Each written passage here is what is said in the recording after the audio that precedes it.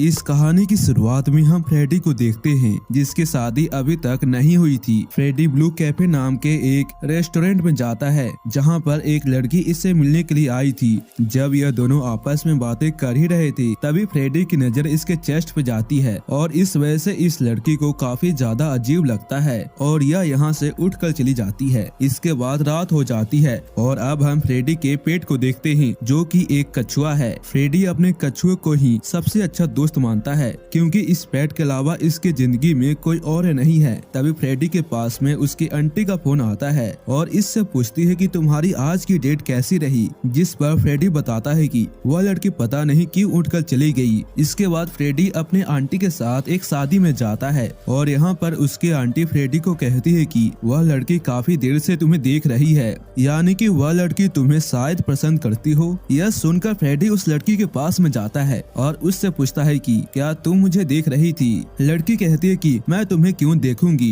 तभी वहाँ पर इस लड़की का पति आ जाता है। फ्रेडी से कहता है कि तुम मेरे बीबी के साथ में फ्लर्ट कर रहे हो और इसके बाद इसका पति फ्रेडी को थप्पड़ मार देता है। मार खाने के बाद फ्रेडी अपनी आंटी के पास में जाता है और अपनी आंटी को कहता है कि अगर आपको पता था कि वह शादीशुदा है तो आपने मुझे उसके पास में भेजा क्यों। और इसकी आंट कहती है कि मैं तुम्हारी बस प्रैक्टिस करवा रही थी। रात को जब फ्रेडी सो रहा था तो बस उसे उसी लड़की की यादें आती है। जब फ्रेडी अपने क्लिनिक में होता है तभी वहाँ पर वही लड़की आ जाती है और यह लड़की उससे कहती है कि मेरे एक दोस्त ने इस क्लिनिक के बारे में बताया है क्योंकि मेरा एक दांत सड़ चुका है। फ्रेडी उसे देखकर काफी अजीब तरीके से बातें करने लगता है। इसके बाद फ्रेडी इसका दांत देखता है और उससे कहता है कि पहले तुम्हें इसका एक्सरे कराना होगा। फ्रेडी उस लड़की से उसका नाम पूछता है और ये अपना नाम बताती है काइनाज। फ्रेडी को यह लड़की काफी ज्यादा पसंद आने लगी थी। अगली सुबह काइनाज फिर से फ्रेडी के पास में आती है। इसके बाद फ्रेडी काइनाज को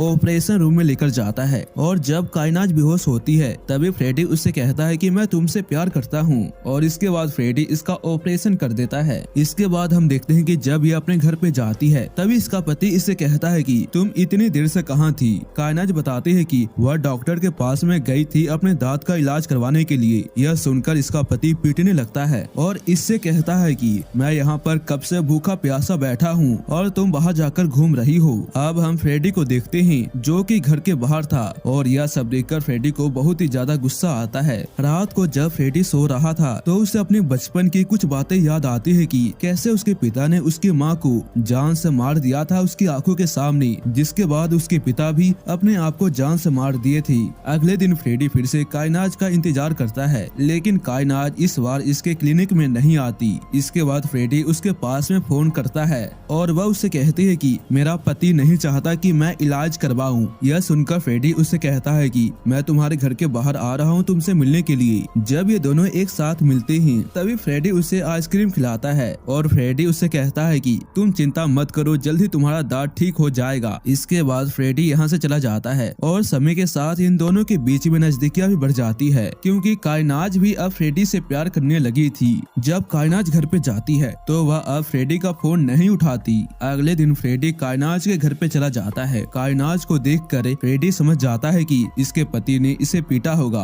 अगले दिन जब ये दोनों साथ में बैठे होते हैं तभी फ्रेडी कहता है कि तुम्हारे पति को हमारे रास्ते से हटाना होगा। यह सुनकर काइनाज इसके लिए तैयार नहीं होती लेकिन फ्रेडी के कहने पर यह इसके लिए तैयार हो जाती है। इसके बाद हम रात का सीन देखते हैं जहाँ पर फ्रेडी काइनाज के घर के बाहर था और जब काइनाज का पति घर से बाहर आता है तभी फ्रेडी अपनी कार से इसके पति को टक्कर मार देता है लेकिन इसका पति अभी भी जिंदा था। इसके बाद फ्रेडी अपनी कार को वापिस से पीछे लेता है और अपनी कार को इसके ऊपर चढ़ा देता है जिसकी वजह से इसकी यहीं पर मौत हो जाती है। इसके बाद फ्रेडी अपने फार्म हाउस पे चला जाता है और एक हफ्ते के लिए काइनाज से भी बातें नहीं करता। एक हफ्ते के बाद फ्रेडी काइनाज से मिलने के लिए उसके घर पे जाता है लेकिन तभी काइनाज का दरवाजा एक लड़का खोलता है और यह लड़का काइनाज को बेबी कहता है, यानी कि काइनाज इसकी गर्लफ्रेंड है। और यह सब देखकर फ्रेडी बहुत ही ज्यादा हैरान हो जाता है और तभी ये दोनों उससे बताते हैं कि क्योंकि जब तक इसका पति जिंदा होगा तब तक हम दोनों एक साथ नहीं हो सकते। और काइनाज ये भी कहती है कि हमारे पास में पूरा सबूत है कि तुमने मेरे पति को जान से मारा है। इसके बाद काइनाज का बॉयफ्रेंड फ्रेडी को मारकर यहाँ से भगा देता है और यहाँ पर फ्रेडी भी कुछ भी नहीं कर सकता और यह घर जाकर बहुत ही ज्यादा रोने लगता है। इसके बाद सुबह होती है तो फ्रेडी को उन दोनों पर बहुत ही ज्यादा गुस्सा आता है और फ्रेडी सोचता है कि वह अब उन दोनों से बदला जरूर लेगा। तभी फ्रेडी इसके घर का डुप्लीकेट चाबी बनाकर इसके अंदर चला जाता है और खाने में नशीली दवाई मिलाकर कायनाज के बॉडी लोशन में एक लिक्विड मिला देता है। इसके बाद जब ये दोनों वापिस से घर के अंदर में आते हैं और कायनाज वॉशरूम में जाकर बॉडी लोशन को लगा लेती है और खाना खाने के बाद ये दोनों ही सो जाते हैं और इस दवाई की वजह से ये दोनों गहरी नींद में होते हैं। और तभी फ्रेडी रात को इनके घर के अंदर में घुस जाता है और कायनाज के फोन से अपने फोन पे मैसेज करता है कि क्या मैं तुम्हारी कार ले सकती हूँ। और इसके बाद फ्रेडी फोन में से सभी फोटो को डिलीट कर देता है जो कि इसके खिलाफ सबूत है और नीचे जाकर यह इनके कार के ब्रेक को भी फेल कर देता है ताकि इनका एक्सीडेंट हो जाए। रात को अचानक से कायनाज की आंखें खुल जाती है। इसके पूरे शरीर पर अजीब तरीके के दाग है, इसलिए यह अपने बॉयफ्रेंड के साथ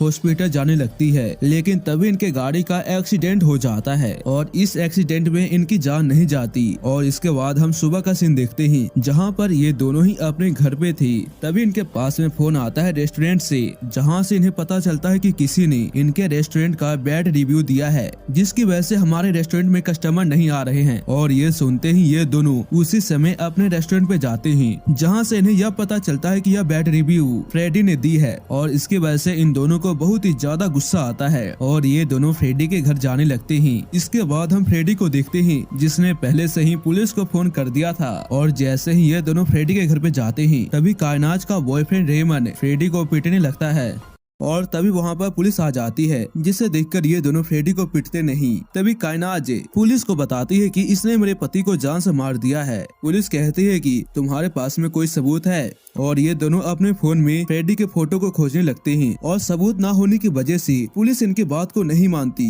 इसके बाद पुलिस फ्रेडी से पूछती है कि क्या तुम इनके खिलाफ कंप्लेंट कराना चाहते हो, लेकिन फ्रेडी कहता है कि नहीं। और अब कायनाज और इसका बॉयफ्रेंड सोचते हैं कि अब हम दोनों फ्रेडी को परेशान कर देंगे। जब एक दिन फ्रेडी अपने घर पे जाता है तो वह देखता है कि उसके घर का हर एक सामान टूट चुका है और तभी से वहाँ पर एक बुलेट मिल जाती है। और इस बुलेट को देखकर फ्रेडी कायनाज को फोन करता है और उससे कहता है कि जैसे तुम दोनों ने मेरे घर पर बुलेट छोड़ दिया है वैसे ही मैंने तुम्हारे घर में एक सांप छोड़ दिया है। और यह सुनते ही ये दोनों डर जाते हैं और अपने घर से निकलकर पूरी रात एक होटल में रुकते हैं। इसके बाद कायनाज फ्रेडी को फोन करती है और उससे कहती है कि आज हमने तुम्हारे कछुए का सूप बनाया है। और यह सब सुनकर फ्रेडी को बहुत ही ज्यादा गुस्सा आता है और वह बहुत ही ज्यादा रोने लगा था क्योंकि इस कछुए के अलावा इसकी जिंदगी में कोई और इसका दोस्त नहीं है। और अब इसके बाद फ्रेडी इन दोनों को जान से मारने का सोच लेता है। इसके बाद फ्रेडी एक भिखारी के पास में जाता है और उससे कुछ पैसे देकर उससे कहता है कि तुम पुलिस के पास में जाओ और उससे कहो कि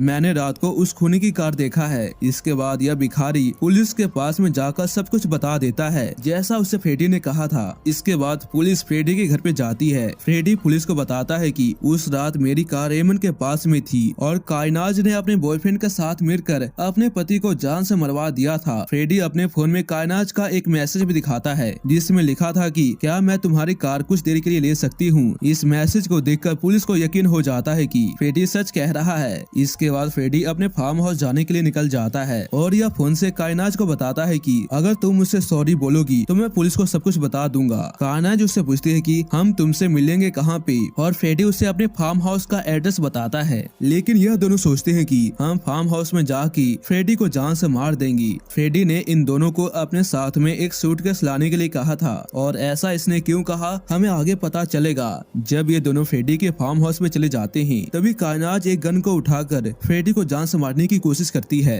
लेकिन इस गन के अंदर में गोली थी ही नहीं। और अब इसके बाद फ्रेडी इन दोनों पे हमला करके इन्हें बेहोश कर देता है और जब इन दोनों को होश आता है तो ये दोनों अपने आप को बंधा हुआ पाते हैं। तभी कायनाज फ्रेडी से कहती है कि मैं तुमसे प्यार करती हूँ, मुझे छोड़ दो। यह सुनकर फ्रेडी उससे एक मौका देता है और उससे कहता है कि तुम इस सेलो को बजाओ क्योंकि तुमने कहा था कि मैं तुम्हारी माँ की तरह सेलो बजाती हूँ। लेकिन कायनाज ऐसा नहीं कर पाती, जिसके बाद फ्रेडी इसे फिर से बांध देता है और सबसे पहले यह रेमन के सभी दांत को बाहर निकाल देता है और रेमन इस पेन को बर्दाश्त नहीं कर पाता जिसकी वजह से यह यहीं पे मारा जाता है। दूसरी ओर पुलिस इन दोनों के घर पे चली जाती है और इन्हें लैपटॉप के फुटेज से पता चलता है कि यह दोनों इस सूटकेस को लेकर यहाँ से जा रहे हैं। यह देखकर पुलिस को लगता है कि शायद ये दोनों इस शहर से भाग रहे हैं और अब इसके बाद हम देखते हैं कि फ्रेडी ने इन दोनों को जान से मार दिया है, जिसके बाद फ्रेडी इन दोनों की डेड बॉडी को अपने फार्म हाउस के बाहर दफना देता है और इनके कब्र के ऊपर लेट जाता है और इसी के साथ ये कहानी यहीं पे खत्म हो जाती है।